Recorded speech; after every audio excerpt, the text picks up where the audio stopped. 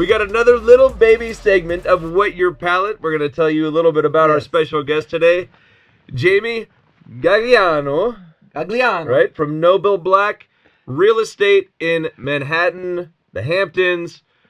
Really just a ton of experience. We had a great time talking to you, Jamie. Thank you for being part of Go With Your Palate. Thank you guys so much. And Jamie, I just want to say, and for our audiences out there, this episode meant so much to us.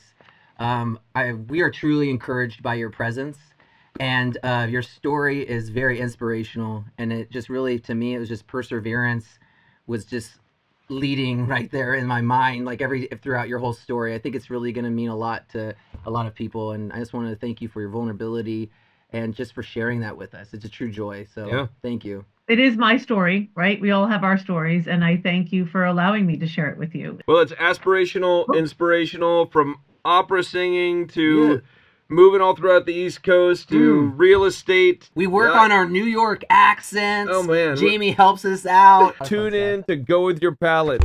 Well, I think that your story is not just, it's what I hear is a lot of just do it, right? Like from your, jumping into singing to just having a tragedy occur in your life and getting the hell out of Dodge, moving to a whole new city, and then just putting your hand up in the air whenever an opportunity arose. And I think that, unfortunately, a lot of that is missing in this younger generation, right? It's like, I want to be perfect at everything. I even saw it in my generation a lot. I have to be perfect in what I want to do before I go out and do it. And you're never going to be perfect, but you're not even going to be good at it if you don't actually try to just do it. Once you get, a gut feel, 50% confidence, whatever that level is and what you're doing, I think that's a huge part of it. But I'm always more a fan of sink or swim than anything else. And what I love hearing is that you obviously did a better job than those other assistants. I have a feeling that they don't like you very much. Well, you're right. It's like there's a lot of risk in it, but sometimes you just don't have a choice, right? It's like, jumping in and taking that risk and being imperfect and vulnerable has been a lot of the secret to my success, if you will. But I can do that and learning. If I can't do it, I'm going to figure it out. I'm really good at figuring out how to get things done, and I realize, okay, that's a talent too. So you recognize there's some other things that I can do. I think people look at it too, and they think, if I don't do this right the first time, I'm going to be unforgiven. Like it's unforgivable. Where people are people. I mean, if you're working for somebody who does not have forgiveness, it's like, or take that opportunity of like, oh, okay, this is your first day doing this gig, you're doing a fill, and you're going to mess up. If your boss is like, that's not allowed, you don't want to be under that boss anyways. And so I think that's something where, if we're just talking to our audience, it's like, that's what you got to do, is like, understand people are people. They're generally going to be understanding of your shortcomings and help lift you up. But if they're not going to, then you don't want to work there anyways. Exactly. And I draw on both the opera experience and the experience at the hedge fund every day, right? Those were really learning experiences for me. And, professionally, there's tactical things that I learned, right? You learn how to be a problem solver. You learn how to work on your feet. You learn how, all of those things, client service. What does a client need? All of that are real, hard skills. But the high emotional intelligence, the empathy, all of that is what I think is making me or what I hope to be in the future is a great leader, right? You can't bring that into working with people. You have to be empathetic. You have to understand. And I don't think you can really learn that without going through some of the things that I've gone through myself, including some of the self-inflicted wounds, right? Where you're like, wow, that was a really bad decision. And that could have ruined my life in a way. And it did. And, you pivot and you're like, okay, how am I going to pull myself out of this? Those things I think are really important as, you play a role as a mentor or a leader, or just what you bring to the table with clients. Absolutely. Yeah. Gotta have a little heart and vulnerability in there, to. Yeah. I mean, I think, you as a woman, fortunately, you are born with much of that. Us men, we kind of need to learn that over. Still learning. I am a work in progress. You are. It's a little bit of a curse. I will say that, we talk about, I talk about my experience. I loved my first husband, right? Did we get married too young? Absolutely. Was he going to be my partner forever? I don't know. I don't think so. But I truly loved him. He was my best friend. He worshiped the ground I walked on. But one of the things that I learned was that in a relationship, like nothing, there's no compromises for me, right? When it came to who is my partner in life going to be, I was, and I am so grateful. I have the best life partner. I mean, I've been, my husband and I met 18 years ago. We've been married for 11 years. He is I like he's my rock. And I always tell people, like, you have to find who your life partner is, whether it is you get married or not, but like who you're sharing this stuff with. And like you said, he's a man, right? So we're very different or less emotional, but he teaches me things every day and really keeps me grounded and helps me remember what's important. That's very important as well. And I will divulge that he's a business coach, but he's just a licensed therapist. Yeah. But so Joe's gonna get into his therapy. If you say business coach, you could write it off, right? Ding,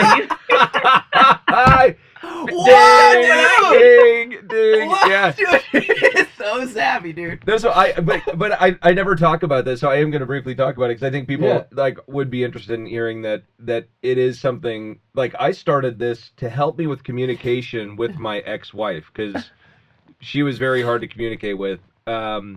And still is, but it helped me a ton. And so I was like, I'm going to keep going. And like, because we'd talked about business stuff and it was amazing. Like how, I mean, he's really taught me how to be more empathetic. So I'm going on like 10 years now. And it's awesome. So I think people look at it like, oh, you're going to therapy or something. I'm like, it's not really. It's like, man, I run like different scenarios with this guy who is highly intelligent and it's a total out of our industry perspective, and it has nothing to do with our industry. It has everything to do with how you go about your day to day, or a certain conversation that's going to be tough, and you know it, and you're like, hey, I got an idea. It's great to have that, and if you have that in a life partner, it's even better. I really do. It's amazing. Like I run everything by him. We write business plans together. I mean, he's retired now, but he was super successful in his own right. But it's so great to have that, like you said, outside perspective. And he really knows and accepts me completely unconditionally and helps me remember, because I'm the first one to beat myself up, right? You're not good enough. You're not this. You're better at this. You need to do better at that. And he's like, you're doing great. He's like, it's fine. And it's nice to have somebody help you remind you of that. And, because it's hard out here. Yeah. There might not everybody likes you. Right. And I think what I've realized is that I really enjoy making people happy and helping people achieve their goals. I think that's been one of my superpowers. But what I've learned is that you don't have, for so long, I did that at the expense of my own happiness. And so I think what I've learned over the past, I'm about to be 50 in 10 days. I think what I've learned is that it doesn't have to be that way. I can find my own happiness and say, what is it that I want, and not have to sacrifice that. It's taken a long time for me to get there. And I still boundaries, all of that stuff is still hard for me, but we're all a work in progress. Yeah.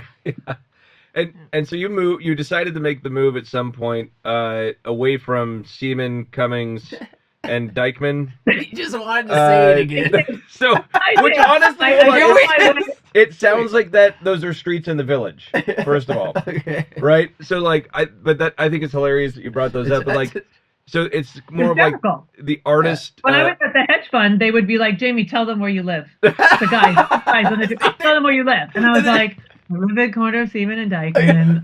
Wait, can I just say, were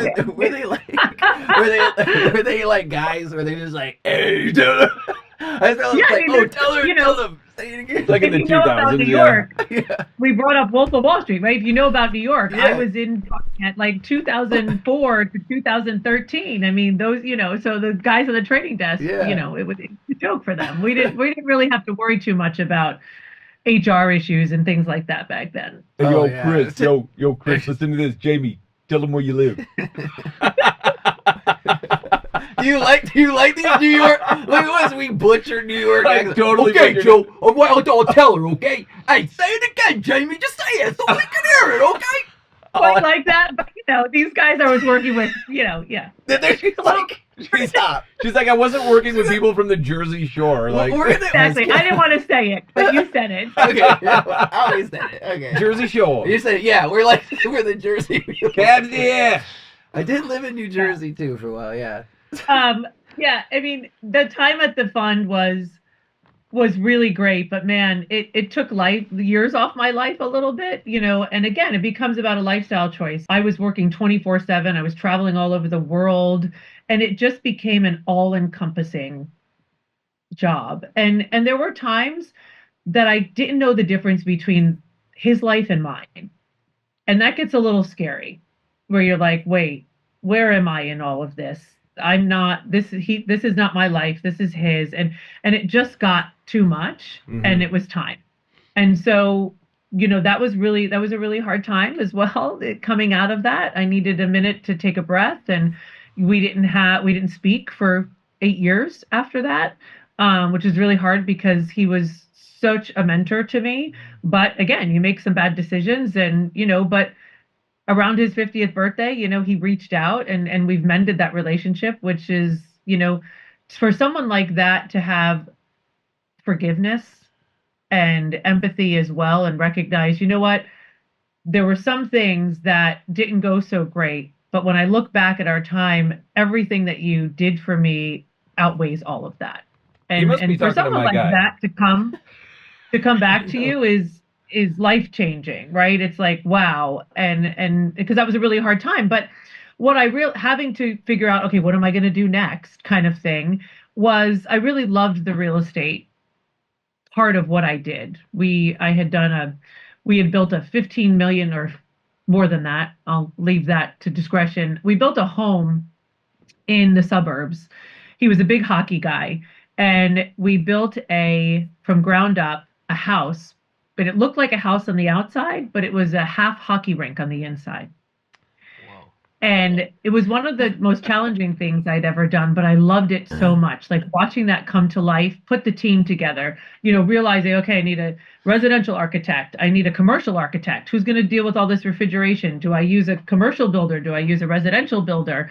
And just like learning to drive a Zamboni, like just all of these really cool things that was like, I really love this. I really love building something, and building the family office was amazing as well. But that was more about people and, the foundation and, helping him with the foundation and all of that. But this project was fascinating to me. I was like, and then watching it go up and then seeing the results of it, I was like, I love this. I love everything about this. And we ran into a lot of roadblocks, things like that. So real estate for me, I love to travel. So the real estate piece was something that stood out. Real estate, and also the creating and curating events. We had done a huge event in the south of France that had me there for like 6 months. And that was really exciting to me as well. But the real estate and being in New York is what I was most drawn to. And we were working with an agent to identify some real estate in New York that I had found. And I remember I was like, I'm just going to start meeting with people, just see what people think. And she was one of those meetings. And she's like, well, what are you going to do now? And I was like, I don't know. I was like, I really think I want to go into real estate, but development. And at the time in New York, new development, there was a lot of new development happening in the city, a lot of new buildings going up. And we were, at the time, it was 2013. So we're really going into the height of our market. And she was like, no, you're going to be amazing at sales. Come work for me. And she needed someone like me. I needed somebody to really teach me that side of the real estate business, the sales side of the real estate business. And she needed someone that could help her build and grow and manage, because she was about to have twins. And so it was this really symbiotic relationship where it's like, okay, I can jump in and be professional and deal with her high net worth clients and help her build.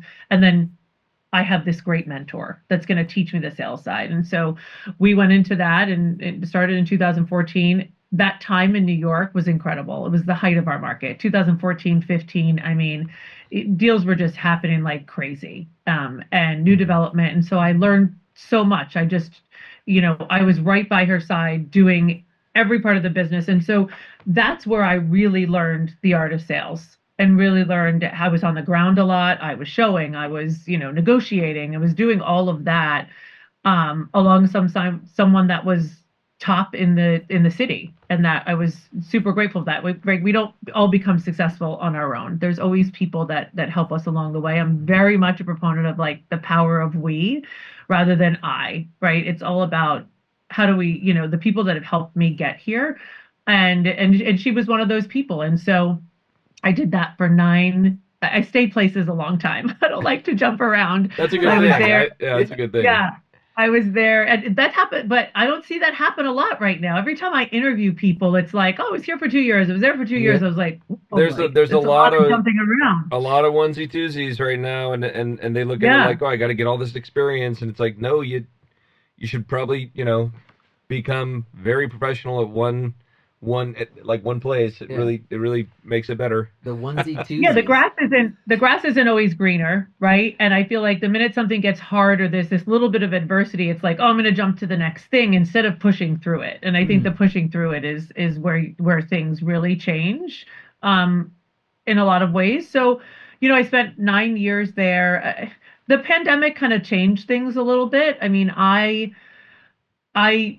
did pandemic in Florida because my husband at the time was he had to go to Florida for work, and so we were commuting back and forth. Okay. I was in New York, he was there, and I did the pandemic in Florida. Yeah, exactly. That's a great That's the way. I think that was the place to do it. Yeah, it was the place to do it because you should wear you should get a T-shirt made that says that I did the pandemic in Florida the right way. I have to tell you, and it was, I actually had a really good pandemic experience, honestly. I had it, for almost 4 years or so, my husband and I were living in a different place, right? And I liked being around my spouse. Like it was hard.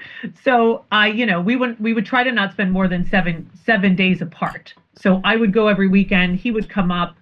I would go 3 weekends a month, and then he would come up 1 week. And that was hard for us. And then I remember it was one of my weekends going to Florida. It was March 13th, that Friday.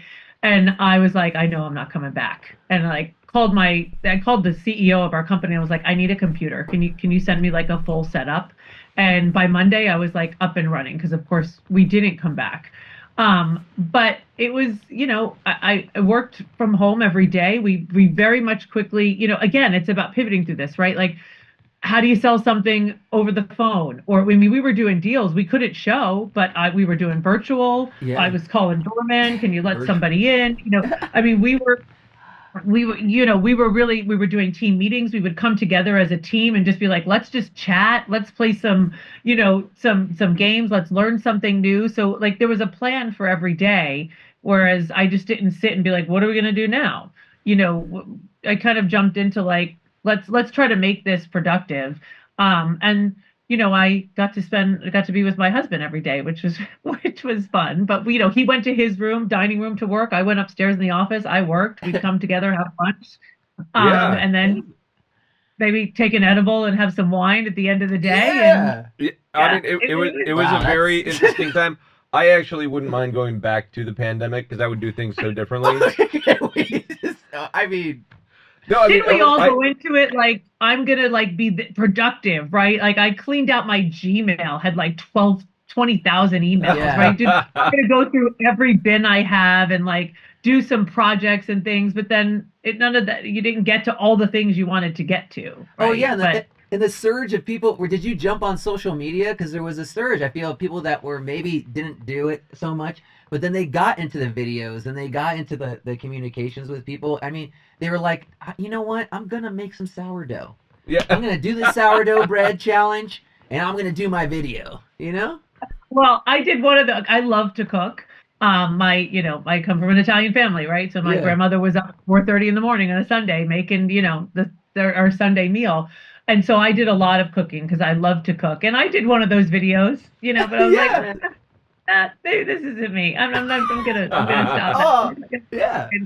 And we had some family. Yeah, I did. And we had some family that lived in the neighborhood. My husband's daughter and his two grandkids were in our complex, the same complex we were in Florida. So it was a really bonding time for me and his grandkids. The granddaughter's now 9, and she and I have a special bond, and that really grew from that time in Florida and like through the pandemic and all of that. So, but we found our way. We were living in Orlando at the time, Lake Nona, but we found our way very quickly to the beach. I found someone. I was like, I'm in Florida and it's not really like COVID down here. And why am I sitting in the middle of Orlando in March? And we found someone that rented us their condo up like by the beach. And then I spent the rest of the time there. But, come June 22nd of 2020, we were able to start showing apartments again. So I was on a plane that day. Okay. And so when you got into real estate, and then like the let's talk about Noble Black, and how that whole piece started, and how you've evolved that business, because it sounds like it's been growing, and I'm sure your hands are part of that growth. Yeah, I would say that it was a hard decision for me to leave my other team, but the growth was over. Right, you start to realize like I don't know where this is going, and we really tried, but you eventually have different ideas of, one, where the industry is going, and two, what my value was and what she did and what I did, and you got to a point where you're like, you know what, as hard as this is going to be, there's no more growth here for me. If I really wanted to stay on the ground and be a top agent in my own, which, like be a Noble Black, it would have made sense for me to stay. But I didn't want that. I realized I have all this on the ground sales experience, but ultimately I don't want to be a broker. I want to be a COO, eventually maybe a CEO, a leader. And I like, to help, strategic vision, and I had the real estate industry was changing. And I wanted to change with it and kind of be progressive, and that wasn't going to happen where I was, and that was a really hard decision. And so my husband, going through that time of having to leave and separate from that person, was really difficult. And I was like, well, I need to have another job, right? Like I can't just do nothing. And my husband's like, no, you should do nothing. He's like, go on sabbatical. He, at one part of his career, he was a professor. He's like, just go on sabbatical. He's like, use the time, recharge, relax, all research, all of that. And so I did. And I was lucky enough to be in a position where I could do that. He's like, we'll be fine. New York's expensive. I was like, if you're not bringing the money in, it's going out the window really quickly. Like, I feel like the minute I step out of my apartment, I somehow have spent $200 and I don't know how. Yeah. That's so weird. That's weird. Yeah. So I was just like, are we going to be okay? He's like, we'll be fine. But when people, you always have a plan, right? I'm like, my plan, I'm going back to finance. There were things about the real estate industry and things that were happening that I wasn't really happy with. And I was just like, this industry is insane. Like, I got to get out of here. Agents are very interesting, interesting beast.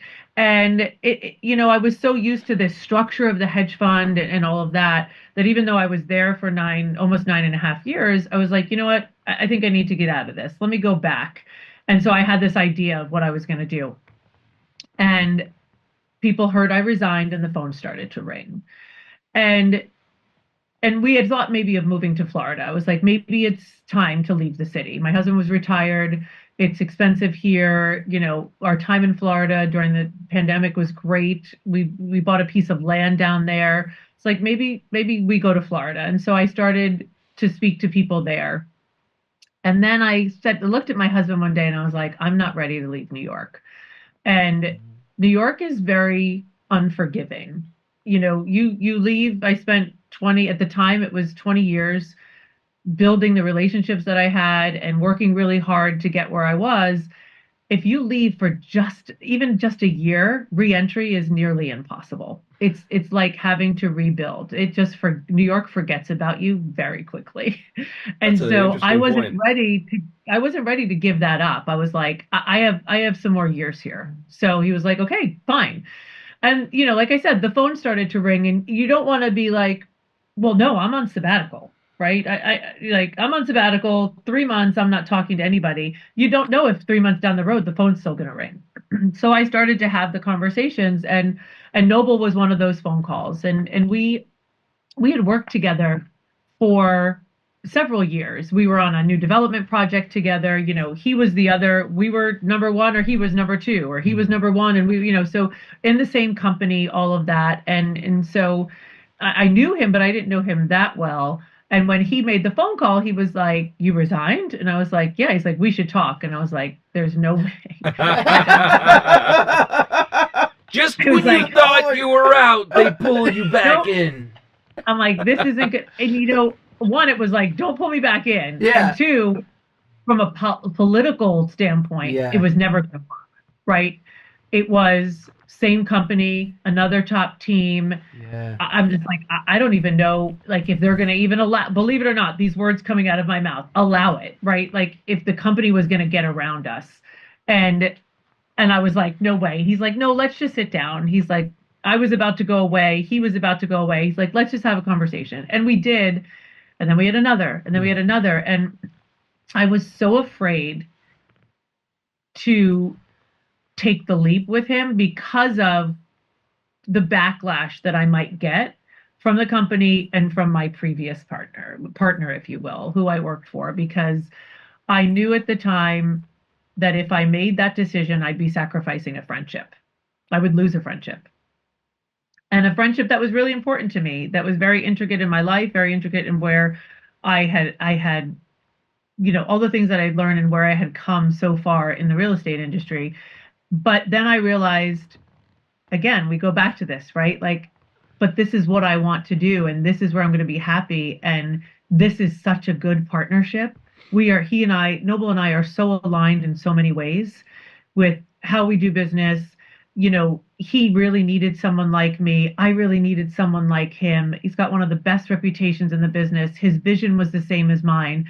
And I would continue to have conversations, and I would come back to it. And it took me a while, but eventually I came to terms with, I can't allow this fear and this loss to keep me from what I truly believe is the next stage of my career. And I ultimately made the decision. It's been almost 2 years. It was one of the best decisions I've ever made. And I did lose that friendship. I hope that friendship comes back around again one day. It makes me sad, but I have faith that will come around again. But professionally, it's been amazing. And he came to me with this laundry list of things. He's like, he knew that he couldn't expand and couldn't grow without someone like myself to really spearhead that and let him do the things that has done best. And it's been a little bit of a whirlwind. We going into this, I didn't expect that we would double in size in less than in a year, and we have. We did the first thing he came to was, I want to be in the Hamptons. He has a house out there. He wants to do an expansion. I had done an expansion into another market, and you have to be very strategic with that. You can't just take what we do in New York City and how we run and how you do business here and do it there. It just doesn't work like that, right? They'll chew you up and spit you out.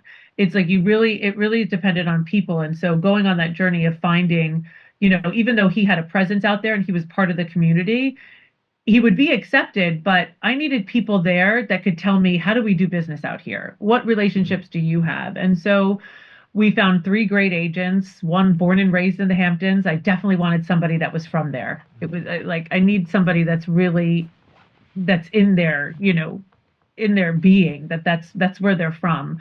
And then the 2 others they all came from different companies, and the 2 others have been doing business out there for the past 10 years on the ground successfully. So that's gone really well. In our first 6 months, we ended up being number 6 in the company for that region. Only had doing business there for 6 months, which is a huge accomplishment. And then very shortly into my time with Noble, he said to me one day, he's like, Glenn and Justin are parting. And so Glenn Davis and Justin Traducer were a team. I've known them my entire time here at Douglas Elliman. We actually all sat in a room together. So when I came into real estate in 2014, the office that I was in was amazing because I'll say some names that you know, but like in our little floor, it was Frederick Eklund, John Gomes, there were Kay Manera, like Justin and Glenn, like all of these people that are now huge real estate, very successful, some of them celebrities, I'm sure you know, $1 million listing, all of that was just happening. And so to be in the room with these people and hear these things was amazing. Leonard Steinberg, who then went on to help build Compass, which is one of the biggest brokerages, now. We were all in a room together, and Glenn was one of those people. And so we did this merger with Glenn, and he came with 11 people. And it's tough. You're marrying two families, right? Two families. And how do you keep the integrity of the brand? How do you build, culturally, how do you truly become a team when you're taking these two things and putting them together? And we've navigated that, knock on wood, very successfully so far. It's been a year, and it's really great. And that was unexpected. It wasn't easy, but it was unexpected, and it's been great. But when you find talent like that and you find that opportunity, again, you jump on it. It's like, oh, okay, let's pivot, let's do that.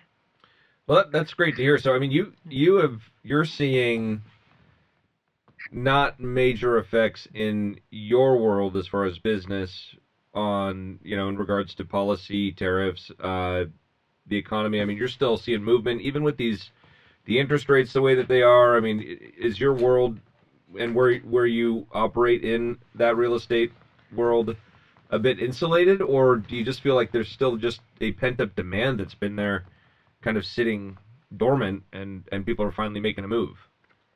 Yeah, so we definitely live in a bubble here. However, yeah. Definitely a bubble. However, all of those challenges have affected us one way or another, right? The pandemic, coming out of 2015, 16, which was the height of our market, it just started to go down from there. And then the pandemic took us down, right? You hit there were some law changes, some tax changes for us that all affected kind of affordability here, whether people, are in New York because they have to work here, because they, it's harder to be an investor here because of the cost. But, these past, from election to now, it's been unseasonably busy, meaning that in an election year, historically, our market basically goes on pause in the summer because it's uncertainty, right? Doesn't matter who wins. What we've learned is it doesn't matter who wins. Doesn't matter if it's a Republican or a Democrat, but people just wait because it's uncertainty, right? And this year, in July, in July, our market just started to pick up. Like really pick up, and we've been busy ever since. And then, as I said earlier, we had this moment with the tariffs. Like it's been so busy week after week, more contracts being signed. In a healthy market for New York, we have this, let me pivot. We have this benchmark in New York, which is the luxury sector, which is essentially the upper 10% of our market, which is, call it 4 million and above. And so we kind of track things that way. And if we're signing 20 contracts a week in the 4 million and above market, that's considered a very healthy market. Since July, we're seeing mid-20s, 30s, and in some weeks in the 40s. Wow. Which is crazy. And that's been very consistent. And so you're like, okay, this is going really well, and then the tariff things happened, and you're like, that announcement happens. And even with interest rates, let me go back to interest rates first. So interest rates, I think people were just fatigued, right? I mean, we're never going back to 2.5%, 3%, right? Interest rates is essentially double. Don't say that, No. but I know you're right. I know you're right. No, she said it. She said it, Joe. We got playback. If you're waiting for that, you're going to be waiting for a long time, in my opinion. What happens if you're waiting for a 5?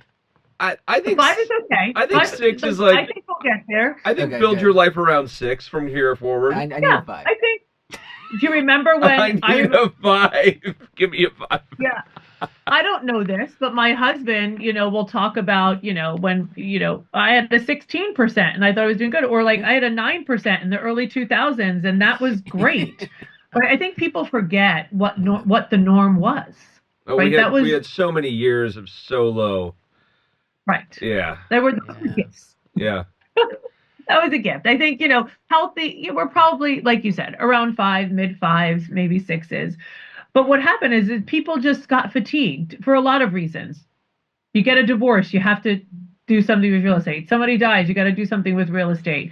You got to move. The house isn't big enough anymore. All those things, force people to make decisions, and then they're just sick of waiting. So I think we got to the point where people were just sick of waiting. Mm-hmm. And then when it came to this tariff announcement, we really thought, okay, there's going to be a pause in the market. That hasn't happened here yet. I mean, I think we've had 3 weeks recorded since that announcement went out, and we're still at, the first week was 27, then we were in the 30s, and then again last week, 33. So, it's Wow. run like pins and needles here, Yeah. Somebody asked me the other day if we saw that people were taking money out of stocks and putting it into real estate. You don't see that, like, anecdotally. Like, if you're a long-term investor, it's not the time to do that, right? You understand that this is the ups and downs. This is part of the process. You kind of leave it there. You kind of wait. But if, you had a big bonus, a lot of people got big bonuses in the finance. You had a big bonus, you might be choosing, I'm going to put that into a hard asset like real estate rather than put it into the stock market, right? That you might split that money up differently than if we were in a different place in the stock market. So I think, and then, there's this whole idea, which everybody's talking about, there's this huge transfer of wealth that's happening, and so real estate is always a safe place to put money, and certainly in New York. Are there any stats Hard on? asset. I have not looked at it, but I think when you say there's a huge transfer of wealth going on, I think you're talking about boomers passing on their assets and to their next of kin, right? Do you have any stats on that? Do you see? I have not looked them up. No, I haven't specifically looked them up. We're starting to see it now a little bit, like starting to see it happen, right? It hasn't completely happened yet, but there's some stats about like 70, I forget what it was, like 60 or 7% of that is actually going to go to women. Wow. And there's talks around that. And then, also with that transfer comes a transfer of real estate, people transferring the actual real estate. And what are these kids, if you will, or these young adults going to do with that? Are they going to keep it? Are they going to sell it? If you want specific stats, I'll get them for you, but I haven't seen, but I can look them up. I guess what I was thinking was, obviously this happens with every generation, and the boomer generation is really interesting because it's so big, right? It's just a massive amount of people in a pretty short time frame. And so where's that if it's a bell curve, right, you're going to see the kind of beginning of the, just say old age, and, generally speaking is what is going to be the end of life for the boomers, right? So take that portion of I know it's not a thing to talk about, but say that's it. So, but the bell curve is going to be, when do you kind of hit that peak, that crescendo of, to use a musical term, of when you're going to see the majority of the boomers start to fall off and that transfer of wealth occurring? Because I don't know where we're at in that scale of time. right. And it's interesting to hear, because you're seeing really no upset. You're actually seeing an uptick in real estate, and if that's a big driver of it, that's interesting. That maybe not.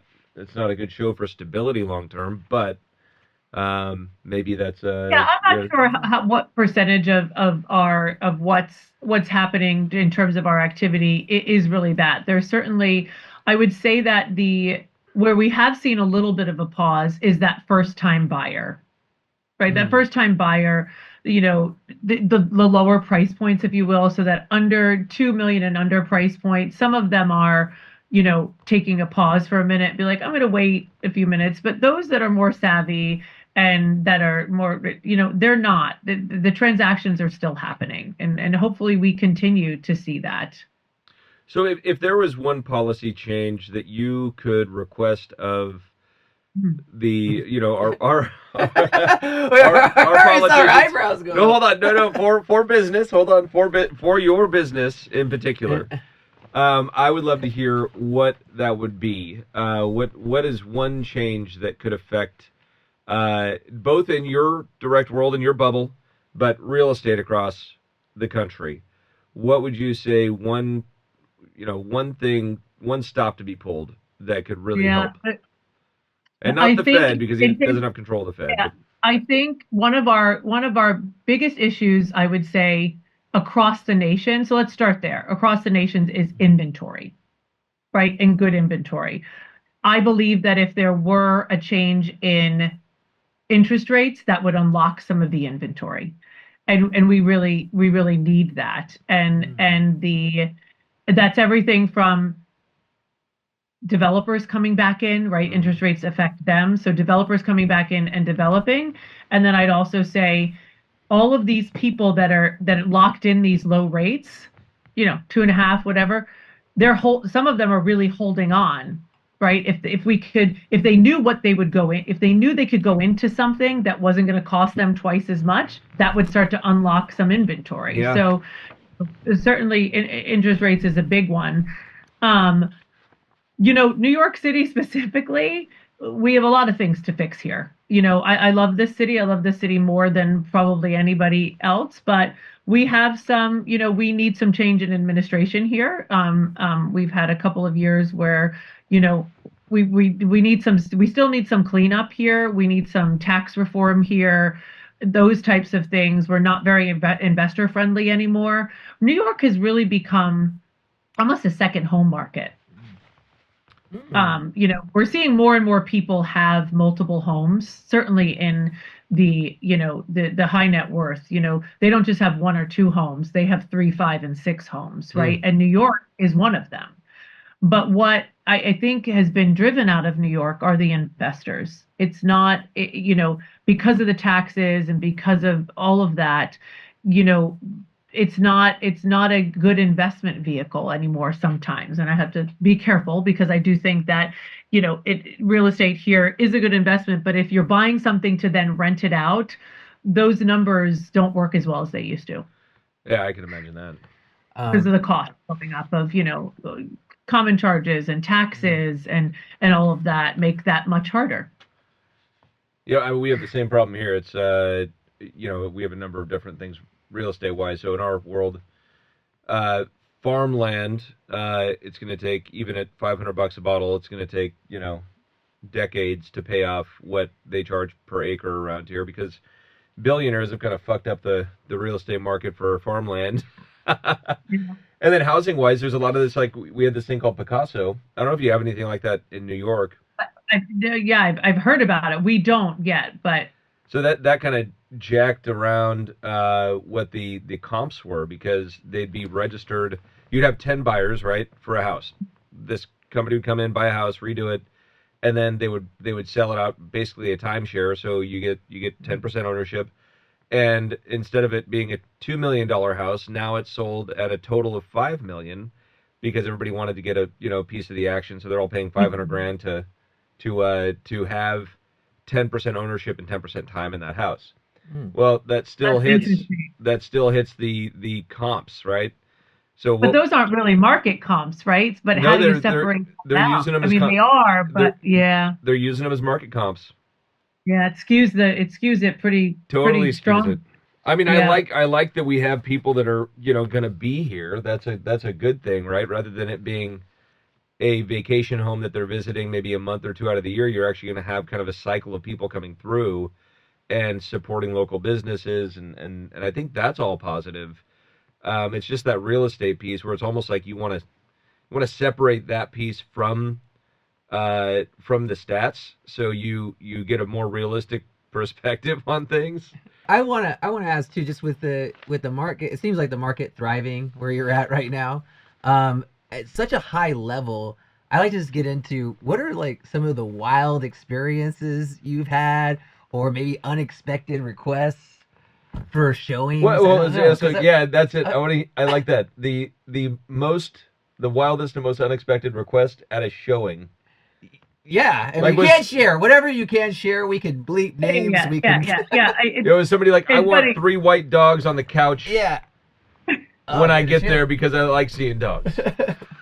Yeah. Well, listen, I'll tell you that if you're an insightful salesperson, you try to learn, like if somebody comes back, right, there's always a second showing or a third showing. It's really trying to create an environment that's going to, right, if you're smart as a salesperson, you really understand who these people are. So you try to create some of those things, right? It's like, but without, we try to be very discreet around here, right? Discretion is kind of one of the things that we've built our business around. But I had someone, we were selling a new development, if you will, and this person had been back like 7 times. And I was like, what else do we need to do here? And she was like, I want to come and I want to sit in the apartment at like 2, 3 a.m. Wow. And I was, okay. And she's like, I want to know if I can hear the subway at that time of day. So, I mean, and she literally wanted to like be in the bedroom and kind of lay on the floor, like where the bed would be at like 2 in the morning. And you can't let her go by herself, right? You're like, all right, well, yeah, I'll meet you there at 2 in the morning. And then we got there and she was like on the floor in the living room. And then she was in the bedroom. And then she asked me to leave. What? Oh, and she's like, can I just be in here by myself? And it's like, wow. Okay. And then you're like, wait, is this a liability? Like, yeah. What if something happens? Like, what is she going to do? Like, but she did it. And she ultimately ended up buying the apartment. But it was very strange. It was very strange. That's a good one. Yeah, that's slightly. Yeah, when she laid on the floor in the bedroom, I was like, oh boy, like what's going on here? I mean that is it's slightly understandable, but I don't know. So it is, but it's New York, right? So like nothing is ever going to be pin drop quiet. Yeah, nothing. But she wanted to like whatever. And first of all, I was like, once you put furniture and rugs, I mean, the apartment was empty. You don't like that all absorbs that. A white noisemaker, like, come on. They make shit like this, yeah. And then she's planning on laying on the floor a lot. Well, I'm surprised she didn't say, give me those edibles and that drink. You're like, Jamie, I also want a Tempur-Pedic medium soft mattress with 800 count Egyptian cotton linen or cotton sheets. She made the deal, though. I know you got to close. I have to say that her instincts were not wrong, because I will tell you that several floors down, the entire apartment shook. Okay, yeah. So she wasn't that wrong in her instincts, because it was above the subway. But she was on a floor that it was okay. So any good agent will do their research and take cues from a first or second visit. So now this is kind of the same question Chris had, but now for you, what was the craziest thing you've done based off of an insight or research you did to try to close a client? Ooh. Oh gosh, craziest thing I've done. These aren't even the rapid fire questions. I'm going to do those next. No, I know. Craziest thing I've done. I guess the things to me don't seem that crazy, right? But it's like, but they're not crazy. I just think that they're, it's like, oh, you research somebody or you hear what they say and something has to do with like their kids or like the music that they like. So you try to create that environment, right? You try to like, put the right music on or make sure there's, like I've done like, hey, let's just sit here, have a glass of wine, look at that terrace, like just try and create an experience for people so that they can like see themselves there. But you've never had to like swap out stuff. Like if somebody was like, "Oh my God, I love copper copper cookware." I've changed bedding.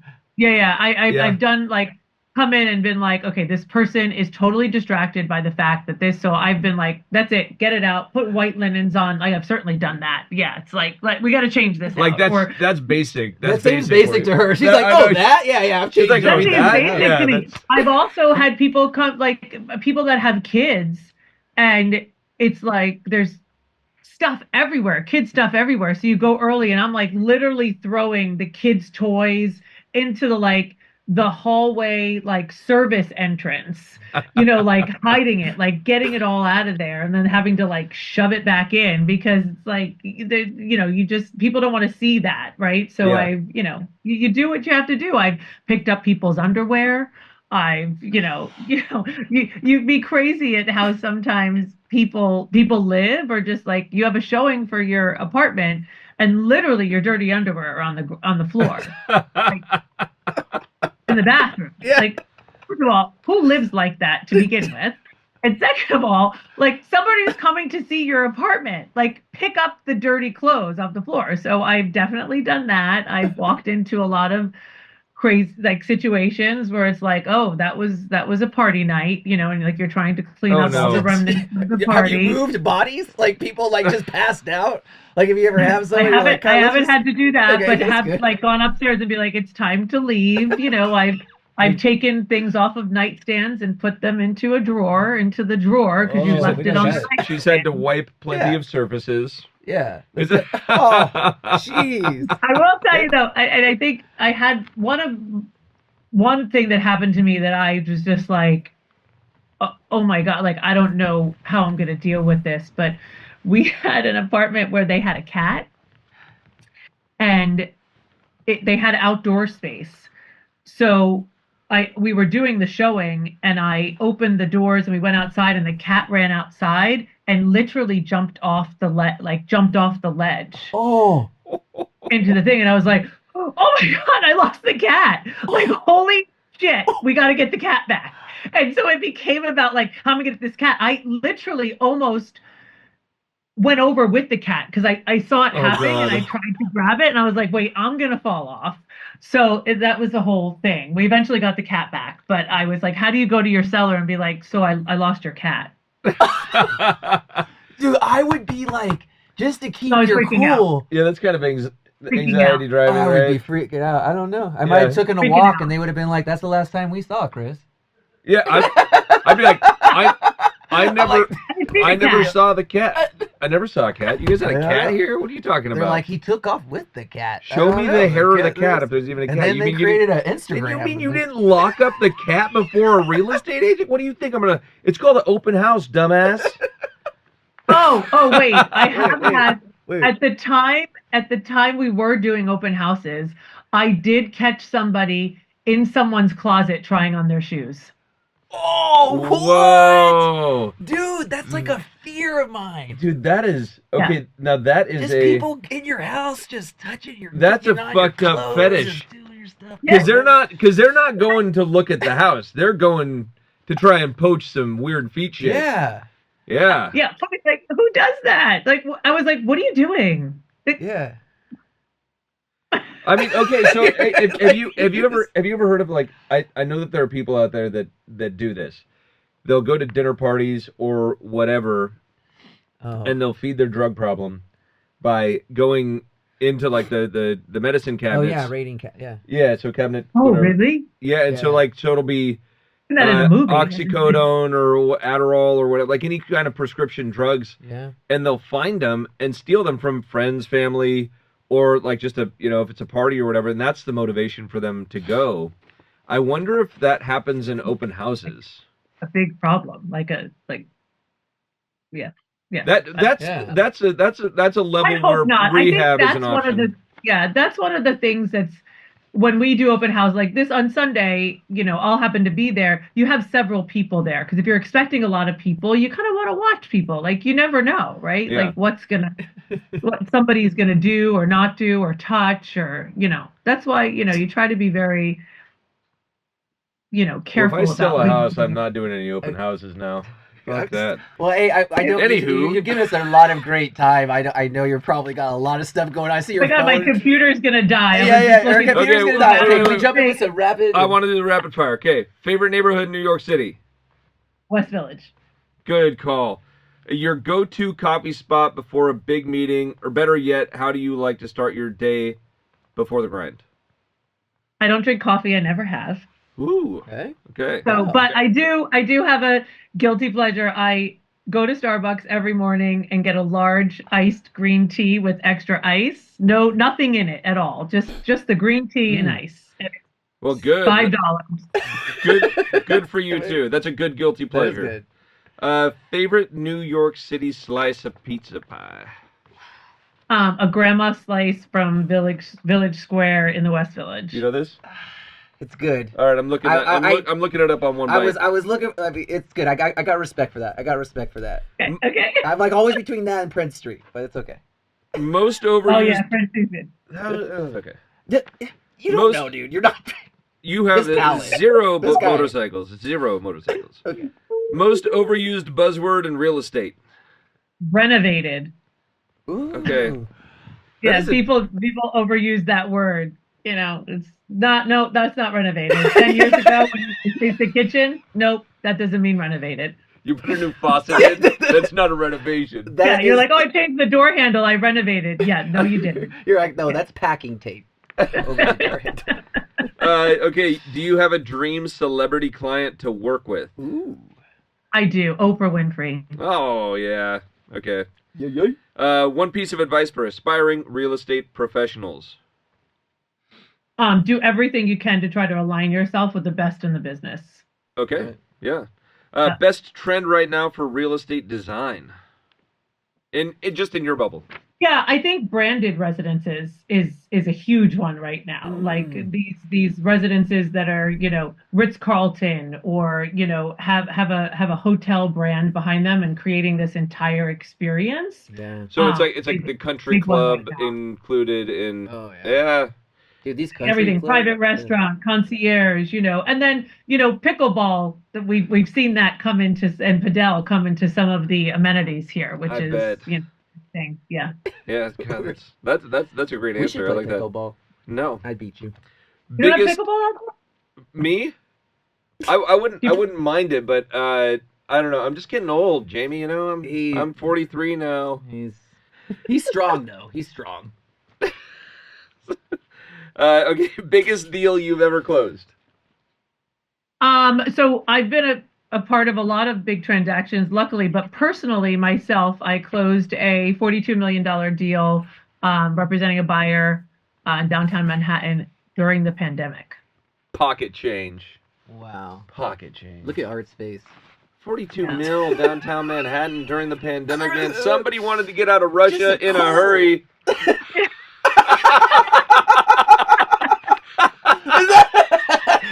Yep. Set a record. It was the biggest deal done downtown, and a record of price per square foot. Yeah. Wait, can I ask? Was it a Russian person? No. Oh, god Domestic. damn it! I thought that'd be awesome. That would have been good, but no, That would be right. unfortunately, I could have lied. Oh, that's great. Well, Jamie, it was a real pleasure having you on. A Thank true you for. Oh my gosh, guys, thank you so much. This is so much fun. I really appreciate it. Thank you for all the insights, and looking forward to having you out here in Napa sometime. Yeah. Thank you I so can't much, wait. Jamie. And same, come to New York. Come visit. Will do. All right. All right, thank you. cheers. All right. Cheers. Thank you, guys. Peace.